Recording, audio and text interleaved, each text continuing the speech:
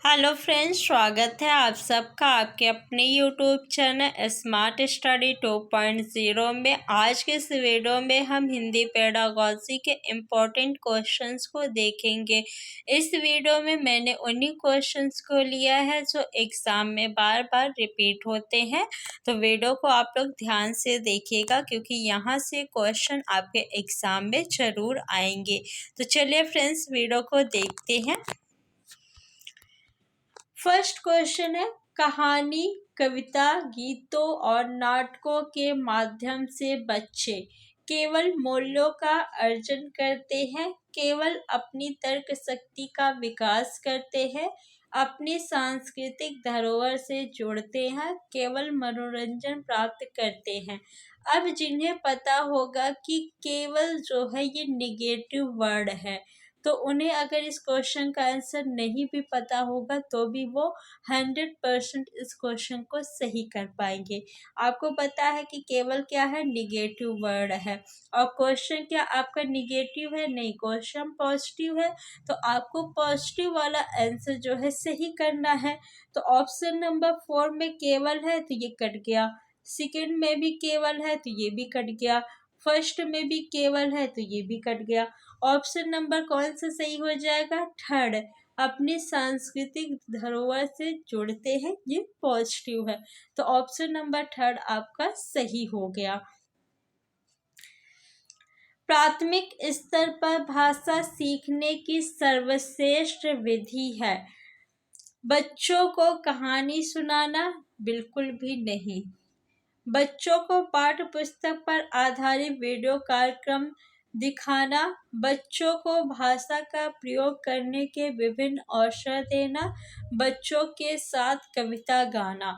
देखिए, आपका क्वेश्चन कैसा है? पॉजिटिव है। क्वेश्चन आपका निगेटिव तभी होगा जब आपके क्वेश्चन में नहीं आए तब, या फिर एक को छोड़ के बाकी सही है ऐसा कहा जाए तब। तो क्वेश्चन तो आपका पॉजिटिव है, तो आपको पॉजिटिव वाला आंसर देखना है। अवसर देना क्या है? पॉजिटिव टैग वर्ड है ना, तो ऑप्शन नंबर कौन सा सही होगा? ऑप्शन नंबर आपका थर्ड सही हो जाएगा। बच्चों को भाषा प्रयोग करने के आपको विभिन्न अवसर देना, या फिर विभिन्न की जगह पे दिया होता है ज़्यादा से ज़्यादा अवसर देना, तब भी आप लगा देते। तो ऑप्शन नंबर थर्ड आपका जो है वो बिल्कुल सही है। भाषा सीखने सिखाने के संबंध में निम्नलिखित में से कौन सा कथन सही है? बच्चे स्कूल आकर ही भाषा सीखते हैं क्या? बच्चे जब स्कूल आते हैं तभी भाषा सीखते हैं, उससे पहले वो नहीं बोल पाते। वो तो पहले से ही भाषा सीख लेते हैं ना, उन्हें बोलना आता है, वो बातें करते हैं, तो ये तो गलत हो गया। बच्चे अपने परिवार से ही भाषा सीखते हैं। परिवार से तो सीखते हैं लेकिन आस पड़ोस से भी सीखते हैं, विद्यालय में भी आके सीखते हैं, तो ये भी गलत हो गया। बच्चे स्कूल में मानक भाषा का ही प्रयोग करते हैं क्या? मानक भाषा का ही प्रयोग करते हैं? नहीं। आपको पता है ना कि बच्चों को जो है प्राथमिक स्तर पे शिक्षा किसमें देनी चाहिए? मातृभाषा में। मातृभाषा का प्रयोग इसलिए करते हैं क्योंकि वो मातृभाषा को जानते हैं, इसीलिए हम लोग मातृभाषा का प्रयोग करते हैं ताकि जो भी पढ़ाया जाए स्कूल में वो उन्हें समझ में आए। तो ये तो आपका ऑप्शन नंबर थर्ड भी गलत हो गया। बच्चे स्कूल आने से पूर्व ही भाषाई पूंजी से लैस होते हैं? बिल्कुल सही है। वो जब स्कूल में आते हैं आप उनसे उनका नाम पूछिए, बताएंगे, उनके मम्मी पापा का पूछिए, बताएंगे, कुछ भी आप उनसे पूछिए वो बताएंगे, यानी वो भाषा जानते रहते हैं। प्राथमिक स्तर पर एक भाषा शिक्षक से सर्वाधिक अपेक्षित है बच्चों को मानक भाषा का प्रयोग करना सिखाना? बिल्कुल भी नहीं। कक्षा और कक्षा के बाहर बच्चों को भाषा प्रयोग के लिए प्रोत्साहित करना? ये बिल्कुल सही लग रहा है, लेकिन हम बाकी ऑप्शंस को भी देख लेंगे क्योंकि हमें सबसे जो बेस्ट ऑप्शन है उसे टिक करना है। बच्चों के निरंतर परीक्षाएं लेना? भाषा शिक्षक से सबसे अधिक अपेक्षा क्या है? ये सही है, लेकिन सबसे अधिक आपको जो अच्छा उत्तर है वो बताना है। पाठ्य पुस्तक में दी गई सभी कहानी कविताओं को कंठस्थ करना, याद करना, रटना, बार बार अभ्यास करना। ये निगेटिव वर्ड है तो ये तो आपका ऑप्शन सही नहीं होगा। निरंतर परीक्षाएं लेना और कक्षा के बाहर बच्चों को भाषा प्रयोग के लिए प्रोत्साहित करना, इन दोनों में सबसे अच्छा कौन सा है? तो सबसे अच्छा ऑप्शन जो है वो है आपका ऑप्शन नंबर सेकेंड। तो हम ऑप्शन नंबर सेकेंड को लॉक करेंगे। आपका उत्तर जो है ऑप्शन नंबर सेकेंड सही है। बच्चों की भाषा का आकलन करने के लिए सबसे उचित तरीका क्या है? बच्चों के भाषा प्रयोग का अवलोकन करना, बच्चों से किताब पढ़वाना, बच्चों से परियोजना कार्य करवाना, बच्चों की लिखित परीक्षा लेना। बच्चों की भाषा का आकलन अगर आपको करना है तो उनकी भाषा को देखिए कि वो जब बोल रहे हैं तो किस तरह बोल रहे हैं, उनकी भाषा प्रयोग का आप अवलोकन करिए। ऑप्शन नंबर फर्स्ट जो है वो बिल्कुल सही है। अगर आप देखिए बच्चे से किताब पढ़वाएंगे तो किताब में जो लिखा है वो वही पढ़ेंगे। परियोजना कार्य करवाना नहीं, लिखित परीक्षा लेना नहीं, क्योंकि लिखित परीक्षा लेंगे तो वो उत्तर को रट कर याद करके लिखेंगे तो उसमें वो अपनी भाषा का प्रयोग नहीं करेंगे, तो ये भी आपका गलत हो गया। तो सेकेंड, थर्ड एंड फोर्थ गलत हो गया। आपका ऑप्शन नंबर फर्स्ट जो है वो सही है। जब आप उनके भाषा प्रयोग यानी जब वो बातचीत कर रहे हो तब आप उनकी भाषा का अवलोकन करिए, क्योंकि उसमें वो अपनी भाषा का प्रयोग करेंगे जो उनको आती है। किताब पढ़वाने से वो सिर्फ किताब में जो लिखा है उसी भाषा को पढ़ेंगे, अपनी भाषा का प्रयोग नहीं करेंगे। ना उत्तर लिखने में, क्योंकि उत्तर लिखेंगे तो यानी जो क्वेश्चन है उसका आंसर जो आपने लिखवाया होगा उसी को वो रट करके लिखेंगे।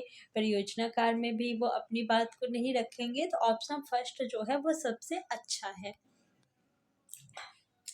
भाषा अर्जित करने में वाइगोस्की ने किस पर सबसे अधिक बल दिया है? समाज में होने वाले भाषा प्रयोगों पर, परिवार में बोली जाने वाली भाषा पर, कक्षा में बोली जाने वाली भाषा पर, भाषा की पाठ्य पुस्तक पर। तो वाइगोस्की जी ने इन्होंने समाज सांस्कृतिक सिद्धांत दिया है, यानी बच्चे जो है समाज में होने वाले भाषा प्रयोगों पर इन्होंने अधिक बल दिया है, जिससे बच्चे आसानी से भाषा अर्जित कर सकेंगे। तो ऑप्शन नंबर फर्स्ट आपका बिल्कुल सही है। प्राथमिक स्तर पर बच्चों को भाषा सीखने का सर्वोपरि उद्देश्य है। क्या उद्देश्य है?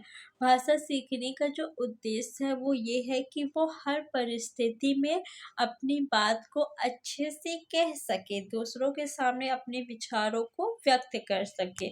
मुहावरे लोकोक्तियों का ज्ञान प्राप्त करना नहीं, कहानी कविताओं को दोहराने की कुशलता का विकास करना बिल्कुल भी नहीं।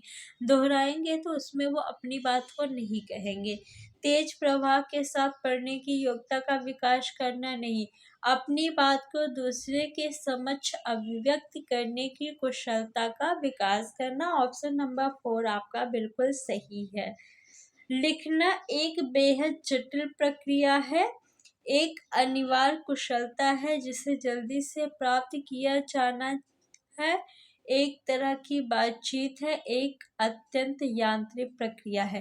देखिए लिखना जो भी है आपका ये भी एक तरह की बातचीत की ही प्रक्रिया है, क्योंकि लिख के हम अपने भाव को क्या करते हैं, व्यक्त करते हैं। जिस तरह हम बोल के अपने भाव विचारों को व्यक्त करते हैं उसी तरह हम लिख कर भी अपने विचारों को व्यक्त करते हैं। तो ऑप्शन नंबर थर्ड आपका सही है।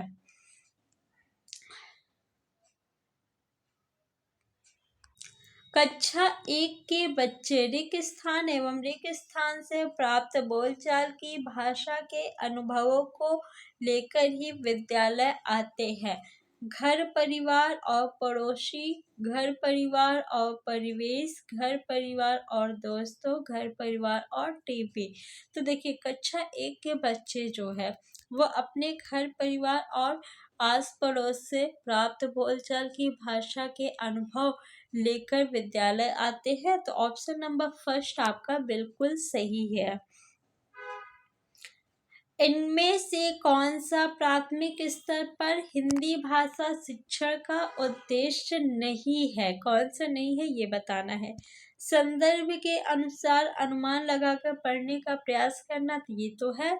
चित्रकारी को स्वयं की अभिव्यक्ति का माध्यम बनाना, बच्चों की घर की भाषा और स्कूल की भाषा में संबंध बनाते हुए उसे विस्तार देना, सुनी गई बातों को ज्यों का त्यों दोहराना। देखिए ऑप्शन नंबर सेकंड आपका ये भी सही है, थर्ड भी सही है, लेकिन फोर जो है वो नहीं सही है। सुनी गई बातों को ज्यों का त्यों दोहराना ये आपका हिंदी भाषा शिक्षा का उद्देश्य नहीं है, क्योंकि जब वो ज्यों को त्यों दोहराएंगे तो उसमें वो अपनी भाषा का प्रयोग नहीं करेंगे। और प्राथमिक स्तर पे भाषा पढ़ाने का उद्देश्य जो है वो यही है कि बच्चे अपने विचारों को अच्छे से व्यक्त कर सके किसी भी सिचुएशन में, किसी भी जगह पे। तो ऑप्शन नंबर फोर आपका जो है ये उत्तर हो जाएगा।